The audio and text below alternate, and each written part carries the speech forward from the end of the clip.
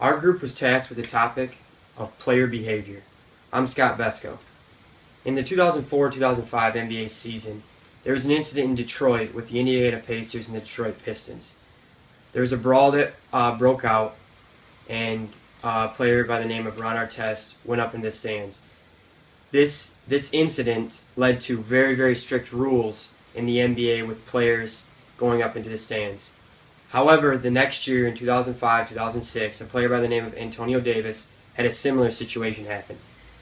Him and his Knicks were in Chicago playing the Chicago Bulls, and there was a stoppage of play when there was a double technical between two players from opposing teams. He looked up into the stands and saw his wife being harassed, and he also saw a fan touch her.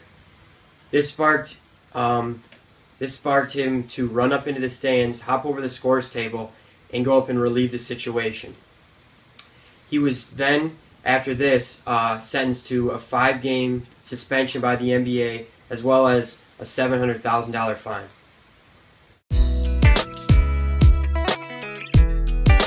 My name is Brian Herron. My name's Andrew Rademacher. These are some things to consider.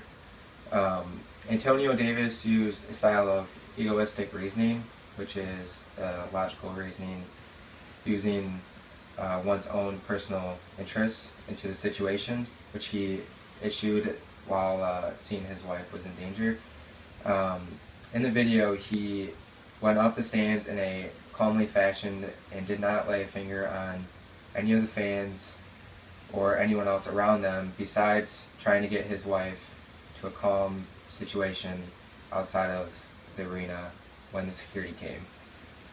We thought he handled this situation pretty well, but there are rules regarding the situation.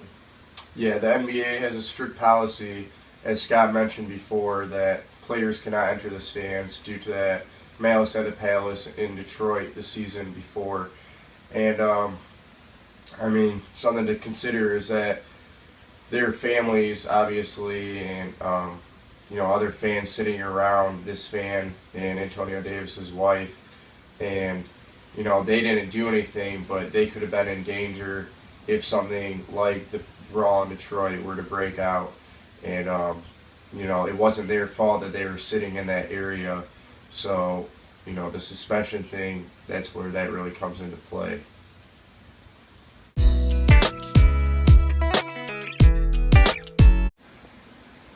Alright, so here are some questions to think about. If you were the NBA commissioner watching this video, try putting yourself in Antonio Davis' shoes, seeing your wife in the stands during this intense game, being harassed by a Bulls fan and not seeing any security around. Would you change the suspension or make it better or worse in regards to the situation that he was put in, and relating it to the Detroit and Indiana game, how much more severe that incident was compared to this? And our other question is, given that professional athletes are seen as role models for kids and they have to demonstrate good behavior because all of their actions on and off the court, are seen, and media is always there now, do you think that, given the circumstances, Antonio Davis was or was not a good role model? He handled it calmly, but he did break rules. So explain why you think he was or wasn't.